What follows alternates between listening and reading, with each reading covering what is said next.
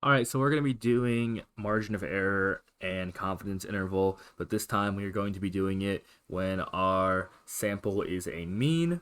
And so this time we have the National Assessment of Educational Progress survey interviewed 840 men.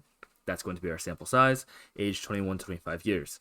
The mean and the standard deviation are 272.4 and 59.2 respectively. And again, we're still going to be doing a 95% confidence interval. So we have our information given to us, our sample size, our mean, and our standard deviation.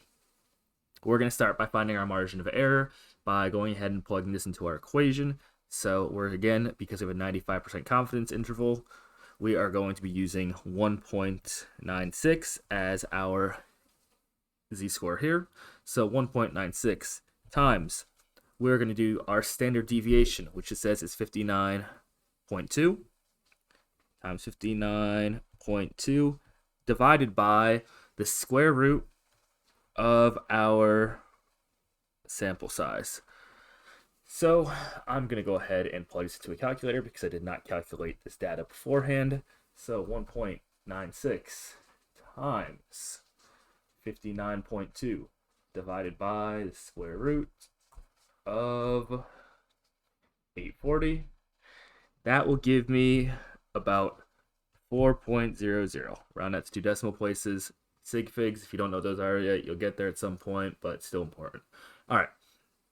So this again is going to be my margin of error. And what am I going to do with this margin of error? I am going to add and subtract this from my mean. So I will take my mean, which I said was 272.4, and add and subtract 4.00. When I do that, I will have a confidence interval of 268.4 to 276.4. And so once I have that confidence interval constructed, I can say something along the lines of we are 95% confident that the true mean NAEP test score of quantitative skills is between 268.4 and 276.4. And that's all we would have to do for a confidence interval when we have our statistic as a mean.